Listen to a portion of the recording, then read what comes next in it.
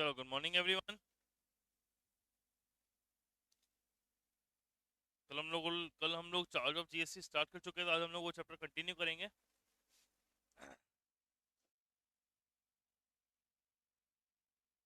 कल हम लोगों ने चार्ज ऑफ जीएसटी में सेक्शन 9 सब सेक्शन 3 कवर किया था, याद है कि नहीं आप लोगों को? एंड मैंने कल ये बताया था कि बहुत इंपॉर्टेंट सेक्शन है वो। सेक्शन 9 बात करता है रिवर्स चार्ज के बारे में।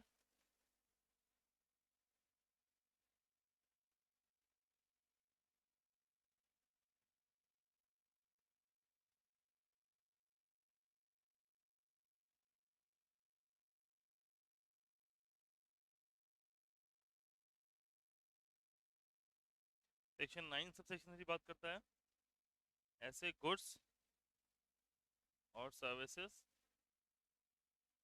जिन पे लगता है रिवर्स चार्ज।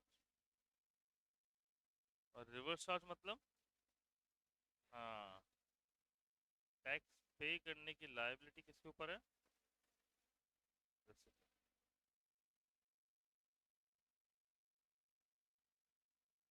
ठीक है, ये चीज क्लियर है ना भाई? यहाँ हम लोगों ने फिर कल एक बहुत ही इंपॉर्टेंट पार्ट पढ़ा था।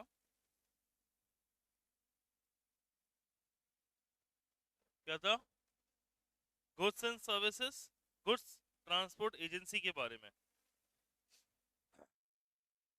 गुड्स ट्रांसपोर्ट एजेंसी के बारे में अपन ने कल पढ़ा था, याद है कि नहीं है? चलो बताओ फिर। अगर गुड्स ट्रांसपोर्ट एजेंसी किसको सर्विस देती है? किसी भी, any factory, any factory, any society, cooperative society, body corporate, is very good. Partnership है ना? पार्टनरशिप में समझना, पार्टनर में लिखना, ये चीज भूलना मत। वेदर रजिस्टर्ड और अनरजिस्टर्ड, वेदर रजिस्टर्ड और अनरजिस्टर्ड। एलएलपी, एक तो कैजुअल टैक्सेबल पर्सन, और फिर any person registered under GST, CGST, SGST, IGST, UTGST, है ना? और ये लोगों ने फ्रेट पे करना चाहिए ना, वही लोग जो फ्रेट पे करने के लिए लाइबल है। समझ में आया कि नहीं आया? ठीक है,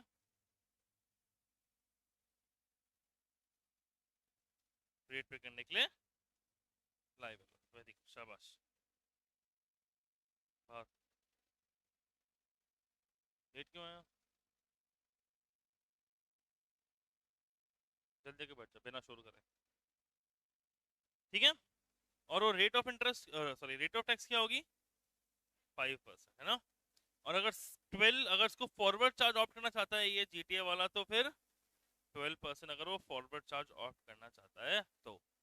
ठीक है, जीटीए की कुछ सर्विसेज एग्जेम्प्ट भी है, कौन कौन सी बताओ? अगर जीटीए ने सर्विस दी किसको? एक तो अनरजिस्टर्ड पर्सन को, और एक एंड कंज्यूमर, वो अनरजिस्टर्ड ही होता है ना वैसे तो। और या तो फिर गवर्नमेंट के डिपार्टमेंट को, जो कि नहीं, प्रॉफिट नहीं, जो कि, हाँ, जो कि टैक्सेबल सप्लाईज नहीं कर रहा हो, जो कि टैक्सेबल सप्लाईज नहीं कर रहा हो, है ना? उनके लिए ये एग्जाम्प्ट है। ठीक है, बस इसमें कोई परेशानी नहीं है अपन को। ठीक है, उसके बाद हम लोगों ने एक और पढ़ा था दूसरा, ये अपन ने पूरा चार्ट कवर कर ही लिया था। अब उसका मैंने क्या अलग से तुम्हारे लिए बना दिया है, अपना मोटर व्हीकल का।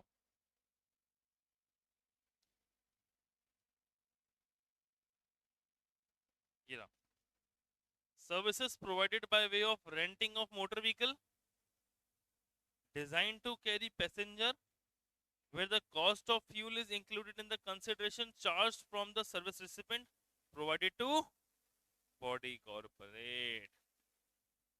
सर्विस कौन प्रोवाइड कर रहा है? Bye any person other than body corporate who supplies services to body corporate and doesn't issue an invoice charging GST 6% to service recipient, to किसको? to any body corporate located in taxable territory। ये मैंने पूरा लिख ही दिया तुम्हारे लिए, कल अपन को उसमें प्रॉब्लम हो रही थी बहुत ज्यादा, इसलिए मैंने यहाँ पर एक अलग से उसका पॉइंट बना दिया है, ताकि आप लोग जब एग्जाम में अलग से इसका पॉइंट पढ़ोगे तो आपको कोई प्रॉब्लम नहीं होगी, ठीक है।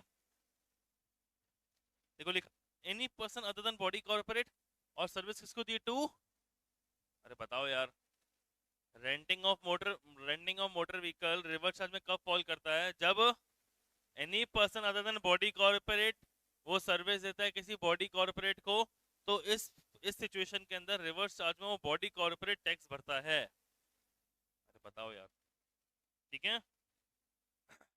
अब यहाँ पर दो रेट थी, 5%, 12%।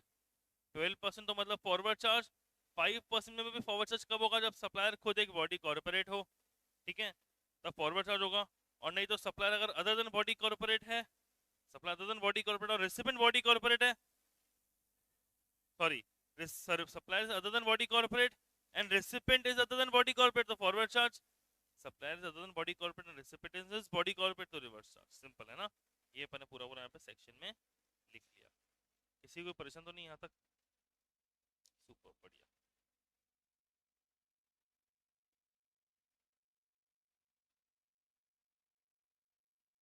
अगला पॉइंट, अगला रिवर्स चार्ज में क्या फॉल करता है, देखो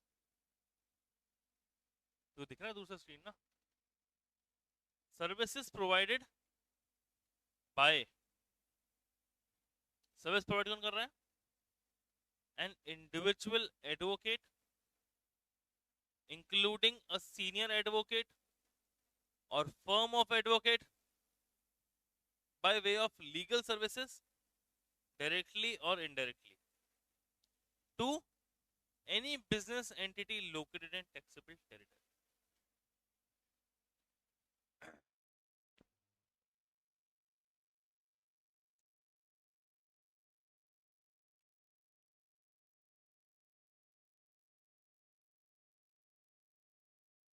टैक्स पे करने के लिए लायबल कौन है, any business entity located in taxable territory. सिर्फ समझाओ नहीं वो डिटेल में क्या है ना, एडवोकेट की बात की जा रही है। कौन होता है एडवोकेट, वकील, लॉयर। अच्छा, एडवोकेट में भी स्पेसिफिकली इंडिविजुअल एडवोकेट की बात की जा रही है,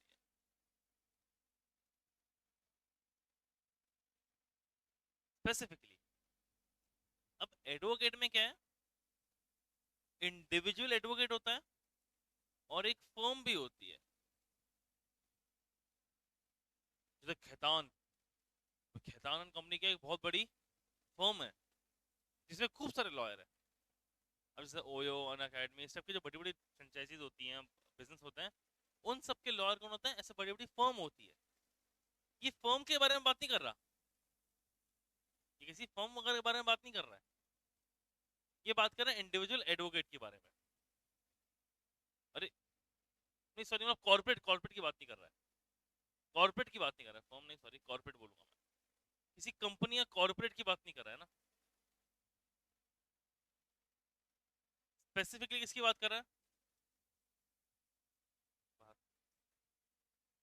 स्पेसिफिकली किसकी बात कर रहा है, देखो बोलता है individual advocate including senior advocate और firm of advocate by way of legal services. बोलो भाई, इंडिविजुअल एडवोकेट हो या सीनियर एडवोकेट हो या कोई फर्म हो, कॉर्पोरेट नहीं होना चाहिए। सर्विस प्रोवाइड कर रही कौन से लिए, लीगल सर्विस। अब सर लीगल सर्विस क्या, देखो इंपॉर्टेंट वही है, means any service provided in relation to advice, consultancy for assistance in any branch of law in any manner and includes representation of services before any court, tribunal or authority।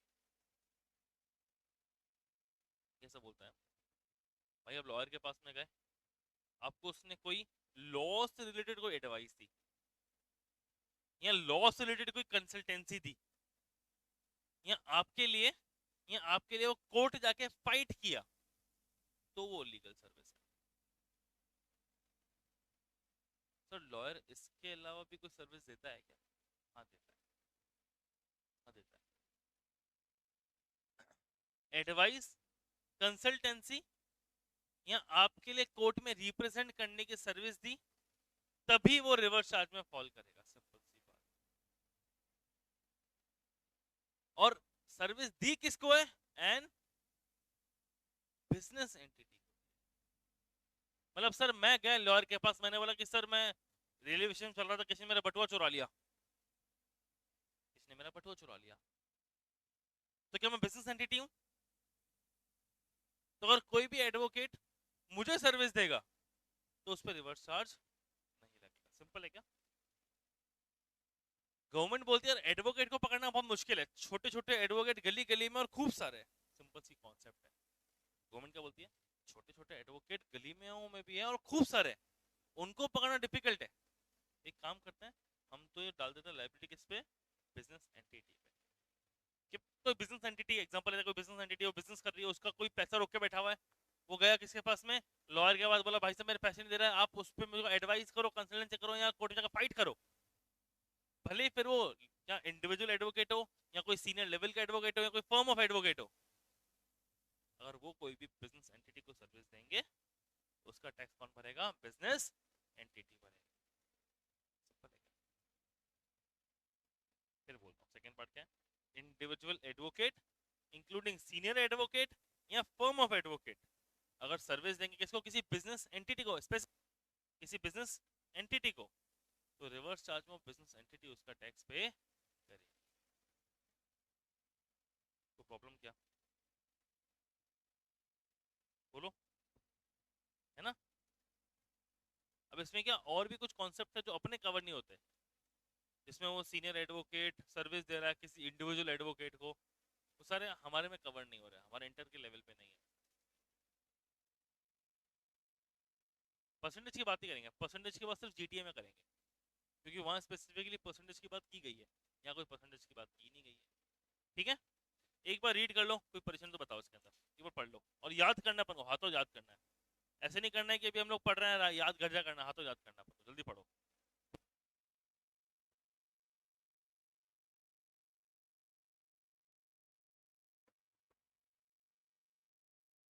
Reverse charge में government GST में किसका गला पकड़ती है? Recipient का। तो इसमें recipient कौन है? Business entity.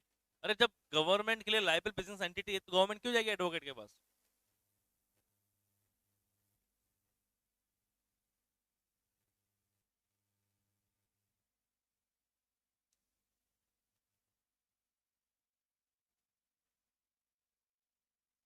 सिर्फ एडवोकेट की बात करिए, सीए सीएस इन सब की बात नहीं करिए, किसी और प्रोफेशनल की बात नहीं करिए, डॉक्टर वगैरह किसी की बात नहीं करिए, सिर्फ एडवोकेट की बात करिए।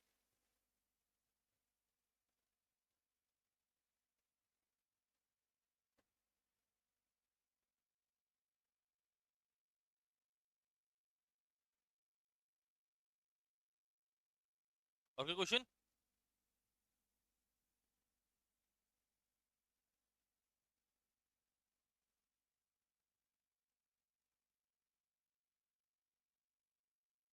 In respect of services provided to agreed to be provided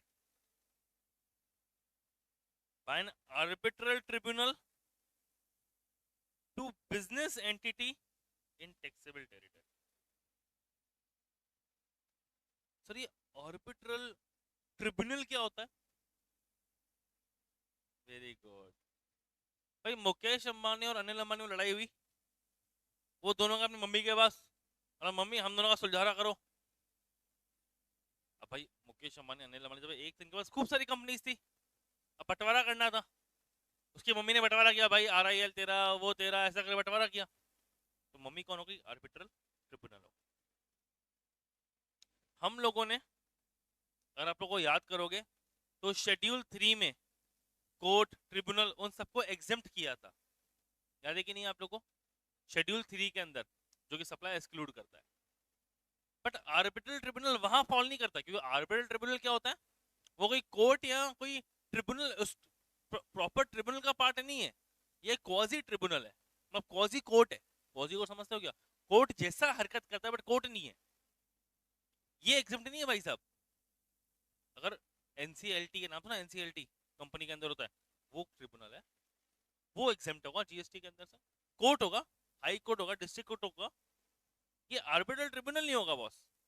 clear है कि नहीं है?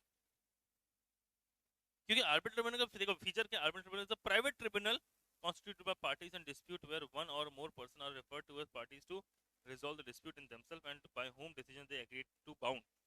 Definition of services given under 65B44 excludes fees taken in any court or tribunal established under any law. याद है अपन पढ़ा था अभी, that exclusion will not cover fees to arbitral tribunal. साफ साफ बोल दिया, बोला आपने पढ़ा था, हमें भी याद है, बोलता तुम्हें भी याद हो ना, हमें भी याद है, तुमने पढ़ा था शेड्यूल 3 के अंदर। तो शेड्यूल 3 में हमारा आर्बिट्रल ट्रिब्यूनल फॉलो नहीं कर रहा है। अब क्या हुआ समझना, एग्जांपल लेते हैं, मिस्टर ए जो कि एक बिजनेस एंटिटी है ना, मिस्टर बी ये भी एक बिजनेस एंटिटी है, ये दोनों का मिस्टर सी के पास, और सी ने क्या लिया, सी ने इन दोनों से 1,00,000 रुपए लिए, तो 1,00,000 रुपए क्या है, टैक्सेबल है, टैक्सेबल वैल्यू, टैक्सेबल है, टैक्सेबल तो ही है। इस पे जीएसटी कौन भरेगा, वो बिजनेस एंटिटी भरेंगे, वो बिजनेस एंटिटी इस पे जीएसटी भरेगी।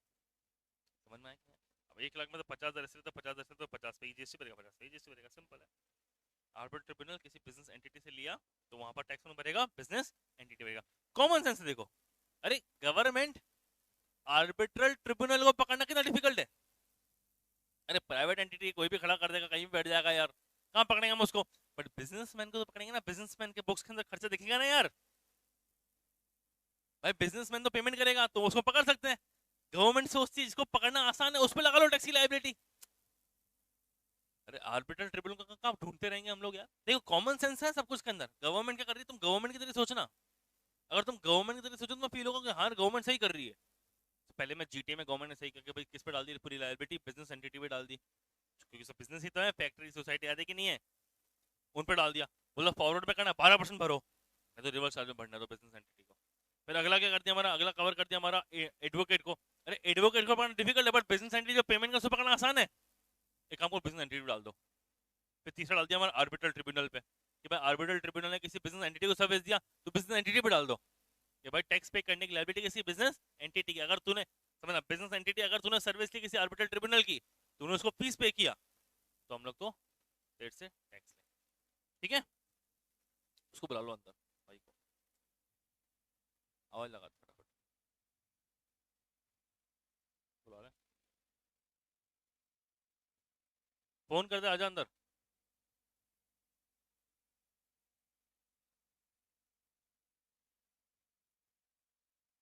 कौन बैठा है,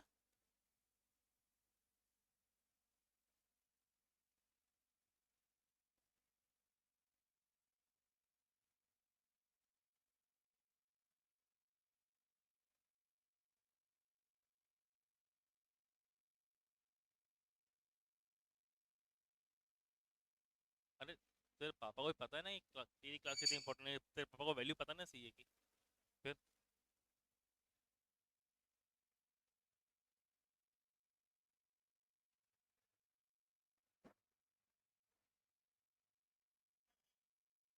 धैर्य कहाँ है, चलो अगला क्या है,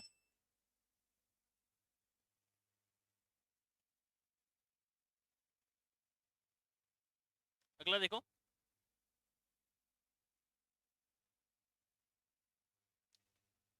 sponsorship service, sponsorship service by any person to any body corporate or partnership from located in taxable territory। sponsorship service क्या होती है यार,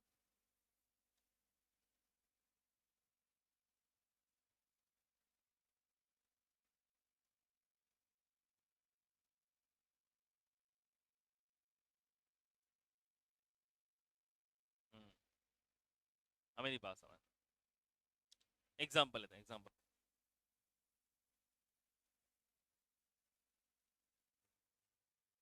बोट कंपनी ना, बोट कंपनी, बोट कंपनी ने आईपीएल में बोला कि भाई हर एक आदमी मेरी टी शर्ट पहनेगा,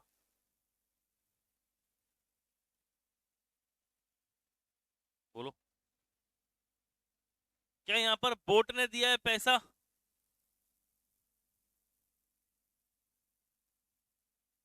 यस और नो, बोर्ड ने दिया है पैसा किसको? आईपीएल को। तो बोर्ड क्या एक बॉडी कॉर्पोरेट है? सर ये पैसा भी दे रहा है, सुनना, पैसा भी दे रहा है, तो स्पॉन्सरशिप सर्विस तो दे रहा है। पैसे देना मतलब क्या होता है? स्पॉन्सरशिप सर्विस में पैसा देना क्या होता है? स्पॉन्सरशिप करना। अगेंस्ट में इसको क्या मिलेगा? सर्विस।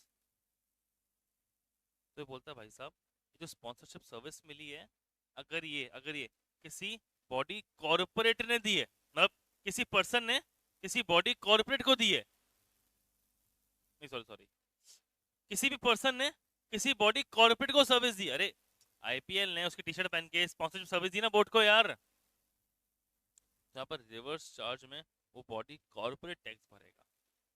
आज एग्जांपल लेते हैं। आज ऐसा ना बहुत सारे छोटे छोटे एस्टेब्लिशमेंट है जिनको बॉडी कॉर्पोरेट क्या करता है? स्पॉन्सरशिप सर्विस प्रोवाइड करता है। ऐसे बहुत सारे हैं। अब क्या होता है ना यार, अब गवर्नमेंट उन सबको पकड़ सकती नहीं है, इसलिए गवर्नमेंट किसको पकड़ती है? बॉडी कॉर्पोरेट को पकड़ती है। इसलिए किसी भी पर्सन ने अगर किसी बॉडी कॉर्पोरेट को स्पॉन्सरशिप सर्विस दी तो वहां पर रिवर्स चार्ज में बॉडी कॉर्पोरेट उसका टैक्स भरेगी। सिंपल, अपन बात कर चुके हैं। मतलब पर सिर्फ और सिर्फ कंपनी या पार्टनरशिप फॉर्म ही इंक्लूड है। सर कभी ऐसा क्वेश्चन आ गया किसी पर्सन ने किसी एलएलपी को कोई सर्विस दी तो वो रिवर्स चार्ज में इंक्लूड नहीं होगा। या सुनना, या किसी रजिस्टर्ड पर्सन को दी तो नहीं होगा, किसी एचएफ को दी तो नहीं होगा। ये इंपॉर्टेंट बात है इसके अंदर। भाई पर्सन की डेफिनेशन क्या है? देखो समझो, पर्सन में कौन कौन चीजें इंक्लूड होती है।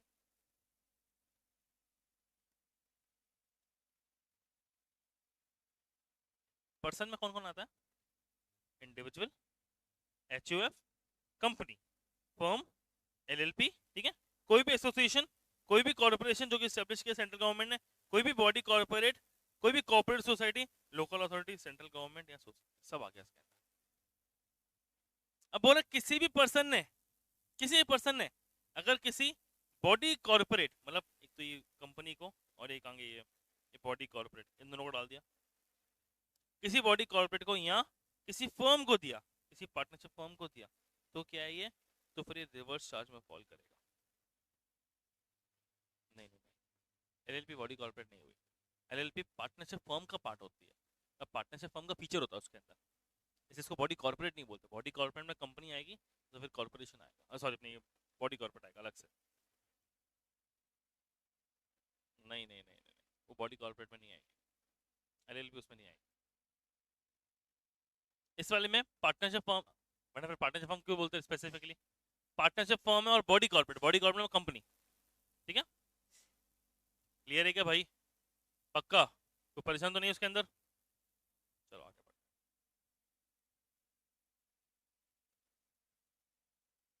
Very very important.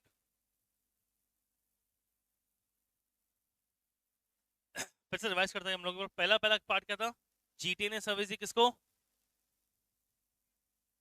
Any factory, society, corporate society, body corporate, partnership firm, registered not, LLP, casual एक्सल पर्सन और एनी पर्सन जो फ्रेट पे करेंगे, ठीक है। 5% पे रिवर्सल लगेगा वहां पर। सेकंड का पार्ट पढ़ा हम लोगों ने, रेंटिंग ऑफ मोटर व्हीकल, हम लोग पढ़ चुके थे। थर्ड अभी जो पढ़ा, एडवोकेट ने सर्विस दी किसको? बिजनेस एंटिटी को। और थर्ड, ट्रिब्यूनल ने सर्विस दी बिजनेस एंटिटी को। फोर्थ, स्पॉन्सरशिप सर्विस दी किसी भी पर्सन ने किसी बॉडी कॉर्पोरेट को या फर्म को, पार्टनरशिप फर्म को। स्पॉन्सरशिप सर्विस दी किसी भी पर्सन ने सर्विस दी है। सर्विस किसको दी है? बॉडी कॉर्पोरेट को या पार्टनरशिप फर्म को। समझ में आया कि नहीं आया? पक्का क्लियर है? यहाँ पर बोर्ड पेमेंट कर रहा है इसको और टैक्स पेमेंट डायरेक्टली गवर्नमेंट को करेगा। क्यों? क्योंकि आईपीएल ने इसको स्पॉन्सरशिप सर्विस दी है। तो आईपीएल कौन हुआ? एनी पर्सन, अगर किसी बॉडी तो रिवर्स चार्ज में वो बॉडी कॉर्पोरेट या पार्टनरशिप फर्म उसका टैक्स भरे, पल कोई दिक्कत नहीं है। फिफ्थ देखो क्या लिखा हुआ है, services supplied by central government, state government, union territory, local authority. किस किस की बात कर रही है? बोलो, central government, state government, union territory या लोकल अथॉरिटी। सर्विस दी किसको है? Business entity located in taxable territory. इसका मतलब क्या हुआ बताओ चलो।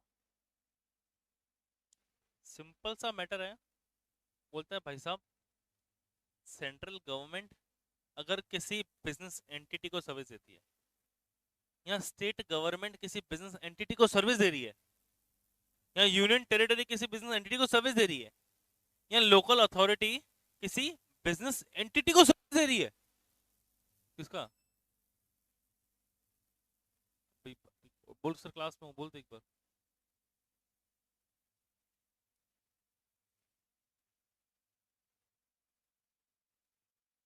इसमें person liable to pay tax कौन है? Business entity in taxable territory is liable to pay tax. अब सर ये यहाँ पर क्या क्या चीजें आएगी ना, वो गवर्नमेंट डिफाइन नहीं किया। मतलब एग्जांपल लेता है, बिजनेस एंटिटी सेंट्रल गवर्नमेंट या स्टेट गवर्नमेंट से स्पीड पोस्ट की सर्विस ले रहा है, इंश्योरेंस की सर्विस ले रहा है, उसके अलावा भी खूब सारी सर्विसेज ऐसी होती है जो गवर्नमेंट से ली जाती है। सारी की सारी सर्विसेज में क्या होगा? बिजनेस एंटिटी जो कि लोकेटेड टैक्सेबल टेरिटरी में वो टैक्स भरेगी। भाई फोन छोड़ दें। एक्सक्लूडिंग, एक्सक्लूडिंग कर दिया मतलब इस पे रिवर्स चार्ज नहीं है। यस और no? Renting of immovable property मतलब सेंट्रल गवर्नमेंट स्टेट गवर्नमेंट ने अगर कोई इमूवेबल प्रॉपर्टी किसी बिजनेस एंटिटी को रेंट पे दिया तो वो यहां से हटा दिया गया। सर वो यहां से क्यों हटाया है? सर वो यहां से क्यों हटाया है? क्योंकि हम लोग जब नेक्स्ट पार्ट में पढ़ेंगे वहां पर इसको इंक्लूड कर दिया गया, वहां पर इसको स्पेसिफिकली डाल दिया गया। देखो समझो, बहुत इंपॉर्टेंट है ये। बोलते हैं central government, state government, union territory, local authority by way of renting of immovable property to a registered person under CGST Act 2017, any person registered under the CGST Act 2017।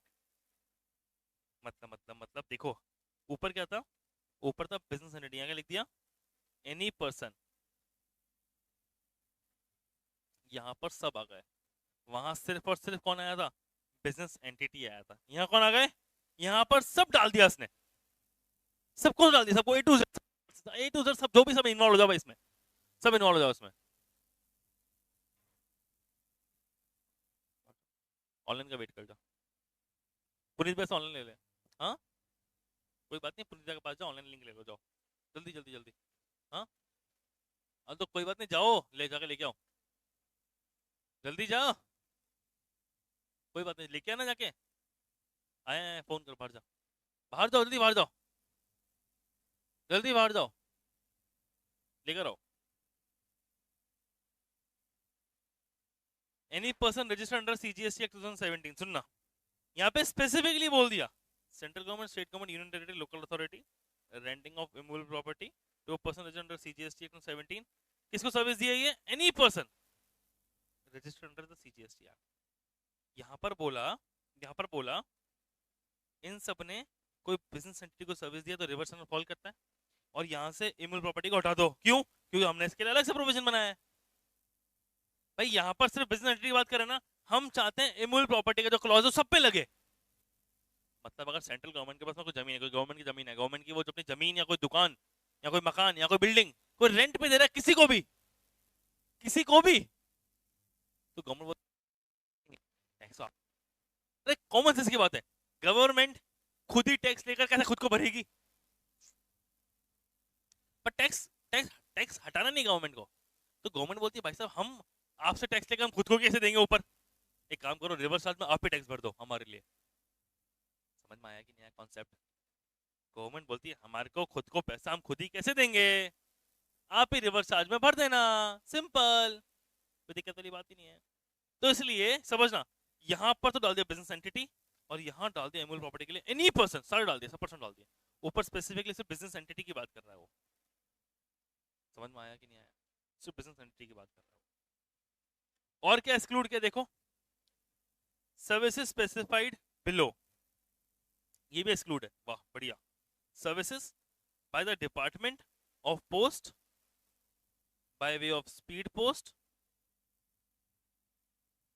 express parcel post, life insurance, and agency services provided to a person other than central government, state government, union territory, or local authority.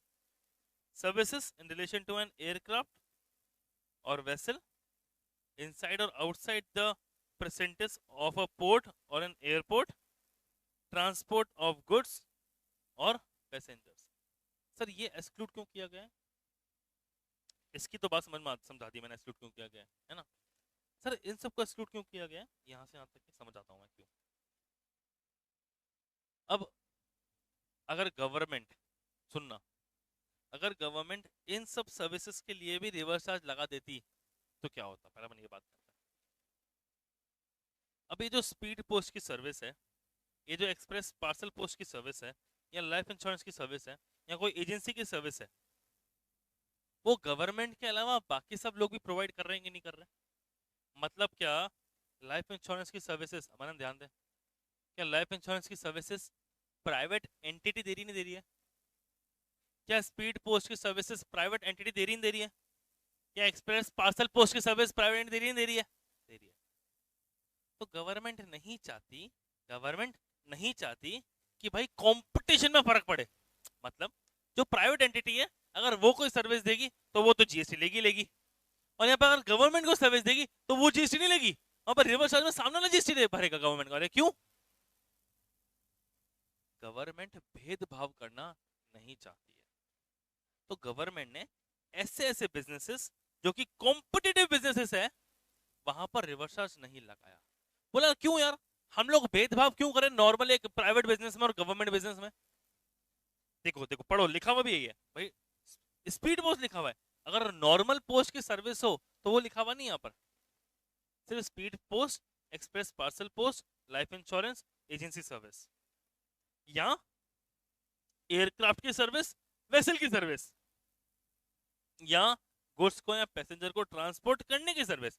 आज goods को या passenger को transport करने की service क्या private buses या private entities देती है सर. तो कंपटीशन खराब नहीं हो ना, इसलिए इन सबको एक्सक्लूड कर दिया. मतलब जो अपना पैरा 5 है वैसा बोला गया, central government, state government, union territory या लोकल अथॉरिटी ने कोई भी सर्विस दी है बिजनेस एंटिटी को, वो रिवर्स चार्ज में फॉल करता है. फिर इसको इमूवेबल प्रॉपर्टी हटा दिया यहाँ से, तो इसको अलग से लिख दिया. उसके अलावा भाई सर्विस प्रोवाइड किया डिपार्टमेंट ने bye way of post of speed post, express parcel post, life insurance, agency service, या तो फिर एयरक्राफ्ट वेसल वाली सर्विस, या ट्रांसपोर्ट ऑफ गुड्स या पैसेंजर वाली सर्विस. इन सबको भी क्या क्या बोला, इन सबको भी यहाँ से हटा दिया गया. मतलब सर इन सब के ऊपर क्या लगेगा, फॉरवर्ड चार्ज लगेगा. और इमूवेबल प्रॉपर्टी को अलग से लिख दिया गया कि भाई central government, state government, union local authority ने कोई भी renting of immovable property to a registered person, to a person registered under CGST act, उसको रिवर्स चार्ज लगेगा. वहां पर सिर्फ बिजनेस एंटिटी है, यहाँ पर सबको डाल दिया, एनी पर्सन. कोई कंफ्यूजन है क्या? हाँ हाँ, अलग. अब यार ऐसा नाम दे दिया बस यार, बाकी आप अब रेंट दो या लीज दो, दोनों यहाँ पे फॉल कर जाएगा, नीचे वाले में फॉल करता है. एक बार रीड करो फटाफट, कंफ्यूजन हो तो बोलो.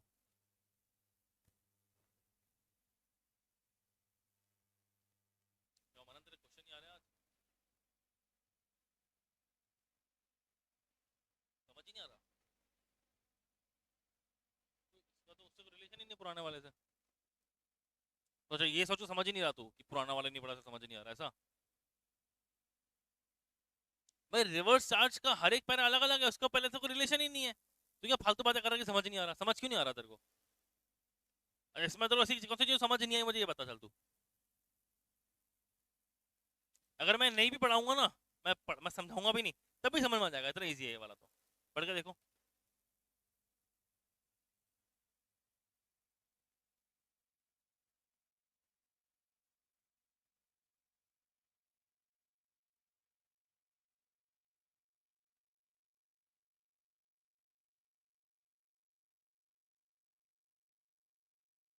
कोई भी एजेंट प्रोवाइड करता है जो सर्विसेज, जैसे अपन बात करते हैं भाई, आज गवर्नमेंट की एजेंसी भी हो जाती है, गवर्नमेंट एजेंसी देती है ना।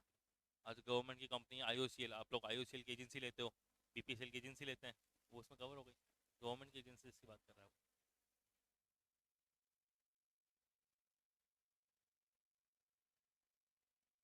अभी लिखा हुआ सर्विसेज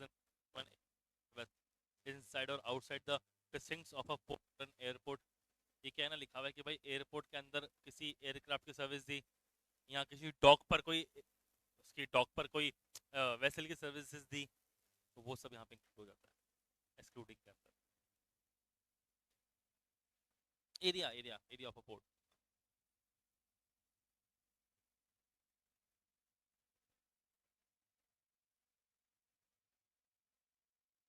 क्या समझ नहीं आया मनन, बोल।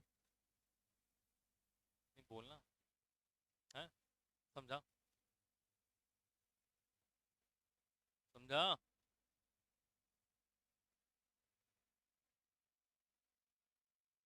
हाँ, डॉक पोर्ट वही तो लिखा है ना, पोर्ट लिखा है ना, मैंने अंडरलाइन भी किया है।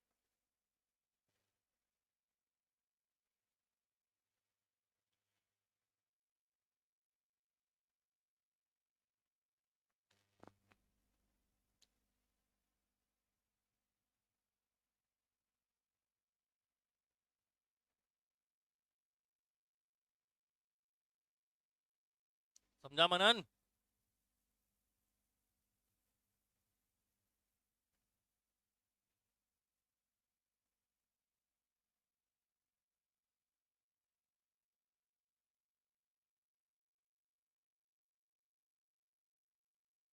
वेरी गुड यार, समझदार तू तो यार। सब सही बोला तूने भाई, सच में पूछ ले इनसे। सब तो समझ में आ तो रहा है, मैं तो समझाया भी नहीं। तालियां बजाओ, तेज तालियां बजाओ भाई के लिए। और इमूवेबल प्रॉपर्टी को इसलिए हटाया क्योंकि इसको अलग से लिख दिया यहाँ पे, सोलह से लिख दिया भाई, इमूवेबल प्रॉपर्टी किसी भी पर्सन को दिया, खत्म। किसी भी पर्सन को दिया, सिंपल है यार। नहीं नहीं, समझ समझ, यहाँ स्पेसिफिक लिखा है, bye way of renting of immovable property.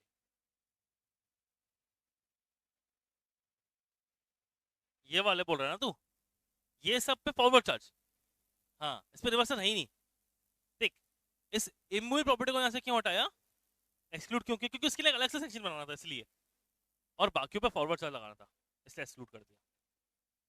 ठीक है, क्योंकि ये कॉम्पिटिटिव बिजनेस है ना यार।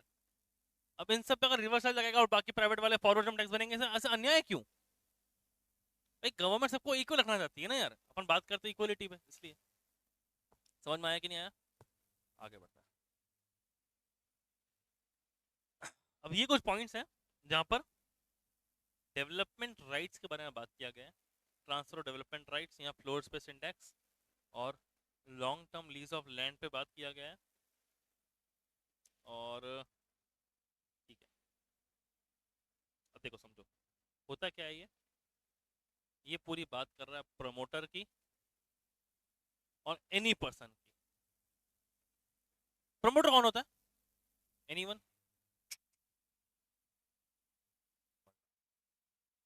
अभी भाई क्या देख रहा है तू फोन में?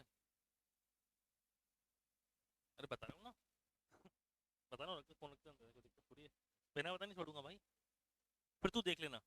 सही बताने बताया सर ने, ठीक है। अब सुनो, तो ध्यान दो, प्रमोटर कौन है इस केस में। इन केसेस में जो प्रमोटर है वो है बिल्डर। बिल्डर को भी प्रमोटर बोला जाता है। जो आदमी लैंड पर बिल्डिंग खड़ी करता है, सोसाइटी बनवाता है, सोसाइटी बनाकर बेचता है, उसको बोला जाता है प्रमोटर। समझ में आया कि नहीं आया?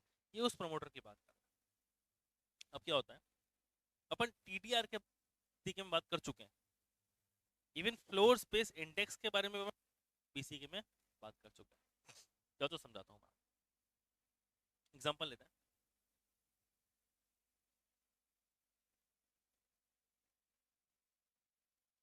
भाई ये हाईवे है, ये पूरा गांव मान लो, पूरा गांव है। इस गांव पे खूब सारे मकान है। अब गवर्नमेंट चाहता है यहाँ से लेकर यहाँ तक हाईवे काटे, इसके बीच में एक आ रहा है मकान, आ रहा है एक हाउस आ रहा है मिस्टर नथुलाल का। किसका आ रहा है? मिस्टर नथुलाल का घर आ रहा है। अब गवर्नमेंट जाएगी मिस्टर नथुलाल के पास में, गवर्नमेंट जाएगी मिस्टर नथुलाल के पास में, जाके बोली कि नथुलाल भाई साहब ये लो 10 लाख रुपए, हमें एक घर दे दो। नथुलाल बोलेगा यार 10 लाख रुपए में घर ले रहा हूँ, इस घर को मैंने, ये घर तुम्हारे लिए घर होगा, हमारे लिए इमोशन है, 10 लाख में तुम हम घर कैसे दे दें? गवर्नमेंट ने बोले काम करो नथुलाल साहब, 10 लाख रुपए ले लो प्लस डेवलपमेंट डेवलपमेंट राइट। मतलब डेवलपमेंट राइट मतलब अब जहां पर चाहो वहां पर आप कुछ ना कुछ डेवलप करवा सकते हो, ये राइट ही दे दिया हमने आपको। भाई लीगल होना चाहिए वो, वहां आप डेवलप करवा सकते हो। अब नथुल को 10 लाख रुपए दिया, डेवलपमेंट राइट दिया। डेवलपमेंट राइट क्या होता है? ट्रांसफरेबल होता है। अब समझना, एग्जांपल लेते, दूसरा एग्जांपल। अब इसी के अंदर क्या हुआ, मुंबई के अंदर एक बढ़िया 500 गज का टुकड़ा वहां पे बिल्डिंग बनने वाली थी।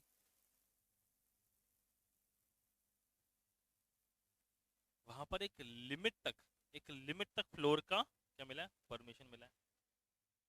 बट इस मुंबई के अंदर उस बिल्डर को, उस प्रमोटर को, उसको प्रमोटर बोलेंगे ना, प्रमोटर बोलेंगे, प्रमोटर को इस बिल्डिंग में एक और फ्लोर डालना है। तो फ्लोर डालने के लिए उसके पास में एक डेवलपमेंट राइट होना चाहिए। तो ऐसे मुंबई का वो आदमी प्रमोटर जो है वो जाएगा मिस्टर नथुलाल के पास, तो नथुलाल भाई मेरे को आपसे ये जो डेवलपमेंट राइट है ये खरीदना है, डेवलपमेंट राइट है खरीदना है। मतलब प्रमोटर की बात करें, प्रमोटर की बात करें और यहां पर बात करें एनी पर्सन में नथुलाल, कौन हुआ? नथुलाल। नथुलाल ने, सुनना, नथुलाल ने सर्विसेज दी है प्रमोटर की, प्रमोटर को सर्विसेज दी कि नहीं दी? अरे जो डेवलपमेंट राइट है वो नथुलाल ने दिया कि नहीं दिया प्रमोटर को? इस केस में यहां पर रिवर्स चार्ज में प्रमोटर ही गवर्नमेंट को टैक्स भरेगा। तुम कॉमन सेंस से सोचो, गवर्नमेंट के लिए इस नथुलाल को पकड़ना आसान है या प्रमोटर को? बड़ा आदमी कौन है? प्रमोटर है। बड़े ट्रांजेक्शन किसके होंगे? प्रमोटर के। गवर्नमेंट बोलता है प्रमोटर पकड़ना, गल पकड़ना आसान है, तो एक काम करते हैं, ट्रांसफरेबल डेवलपमेंट राइट या फ्लोर स्पेस इंडेक्स, कोई भी फ्लोर एक्स्ट्रा बनाने के लिए भी मिलता है ये चीज। कोई फ्लोर एक्स्ट्रा बनाना है उसके लिए फ्लोर स्पेस इंडेक्स होता है। बोलता है भाई साहब कोई डेवलपमेंट राइट या कोई floor space index including additional floor space index for construction of a project by a promoter. किसी भी पर्सन ने किसी भी प्रमोटर को दिया, उसमें रिवर्स चार्ज में प्रमोटर को गवर्नमेंट को टैक्स भरना पड़ेगा, क्योंकि इस पर्सन को पकड़ना बहुत मुश्किल है, छोटे लोग होते हैं ये लोग, ये तभी तो इनको मिलता है डेवलपमेंट राइट। समझ में आया कि नहीं आया? बताओ यार, समझ में आया कि नहीं आया? सिंपल। चलो अब एक और काम होता है मार्केट के अंदर, कौन सा काम? मेरी बात होता है, एग्जांपल लेते हैं। वो आज नथुलाल के पास में एक की नहीं बहुत सारी जमीन है, तो एग्जाम्पल नथुलाल के पास में 10 बीघा जमीन है कहीं पर, 10 बीघा बहुत ज्यादा हो जाती है। अब नथुलाल के पास में एक प्रमोटर आया, प्रमोटर मतलब बिल्डर आया है ना, नथुलाल को बोलता नथुलाल भाई एक बढ़िया प्लान है मेरे पास में, अपन 10 बीघा जमीन में से ना 5 बीघा जमीन पर क्या करेंगे, एक बढ़िया सा फ्लैट्स बनाते हैं और बेचेंगे। चलो ठीक है। अब जमीन क्या होती है ना, सुनना, अगर जमीन फ्री होल्ड हो तब बात अलग है, बट अगर जमीन लीज होल्ड है तो क्या होगा, नथुलाल प्रमोटर को इस जमीन को लीज पे दे सकता है, बेच नहीं सकता। 99 ईयर्स की लीज होती है, सुना कि नहीं सुना आप लोगों ने? तो ये बोलता है भाई अगर अगर अगर long term lease of land दिया by any person against concession in different amount called a premium salami cost price develop any other name and or periodic rent for construction of a project by the यहाँ पर भाई समझना, यहाँ पर land दिया है इसने, प्रमोटर यहाँ पर रेंट देगा, या तो फिर क्या देगा, कोई प्रीमियम देगा, या अपफ्रंट कोई बड़ा अमाउंट दे देगा, होता है ना यार। और इन सब चीजों के लिए गवर्नमेंट को जीएसटी भरना पड़ेगा। ये सेल ऑफ लैंड या सेल ऑफ बिल्डिंग थोड़ी लीज पे दिया जा रहा है, यही अगर sale of land sale of building होता तो एक्सक्लूड एग्जेम्प्ट हो जाता। कि यहाँ पर इसने क्या किया, इस पर्सन ने अपना लैंड जो है लीज पे दिया प्रमोटर को। यहाँ पर कॉमन सेंस की बात है, उस लीज देने वाले को पकड़ना आसान है या प्रमोटर को, जो कि बड़ा आदमी, जो कि बड़ी बड़ी बिल्डिंगें बनाता है? प्रमोटर को। इसलिए गवर्नमेंट ने गला पकड़ा प्रमोटर का, बोला भाई साहब अगर प्रमोटर तूने किसी से भी सर्विस ली, किसी पर्सन से सर्विस ली, किसकी, एफडीआर की, फ्लोर स्पेस इंडेक्स की, या लॉन्ग टर्म लीज की, टैक्स प्रमोटर तेरे को ही भरना है। भले तो सर्विस रिसिपेंट हो, रिवर्स चार्ज लगेगा तो टैक्स तेरे को ही भरना है। क्लियर है क्या? बोलो पक्का?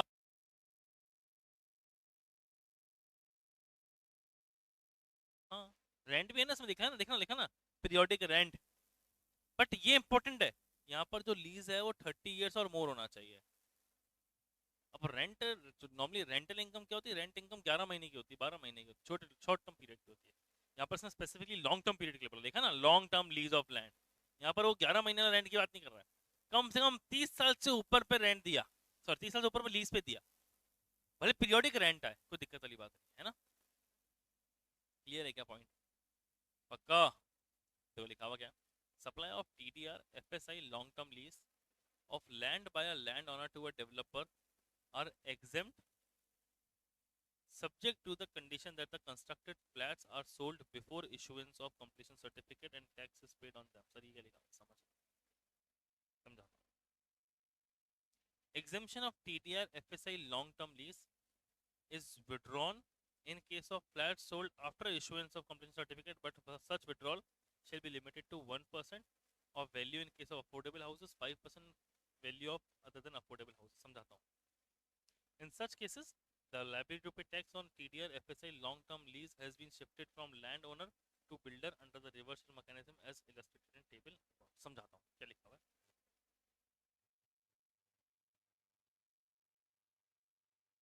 ने कॉन्सेप्ट पढ़ा था, अगर आपको याद आ रहा है,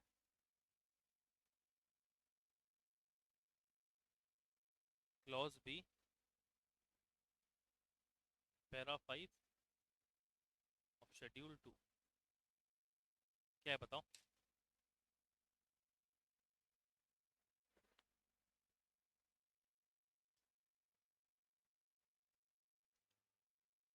शेड्यूल 3 में पढ़ा था, तो वो क्या था, याद आ रहा है क्या आपको?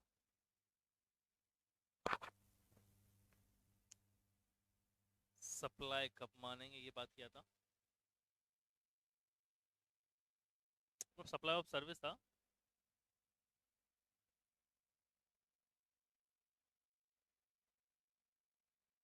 इफ कंसिडरेशन, याद करो, कंसिडरेशन is received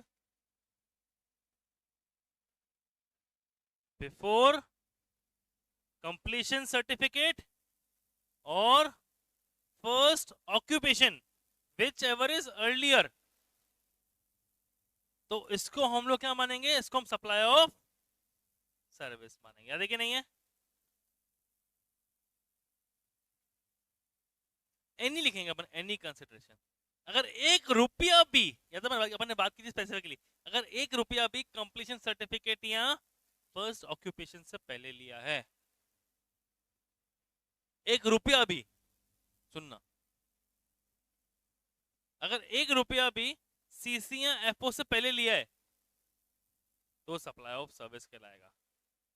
सुनना सुनना, और मैं कह रहा हूं होल कंसिडरेशन, यहाँ पे एनी, तो ऑब्वियसली यहाँ पे whole consideration is after CC or FO, whichever is earlier, so it is no supply। समझना।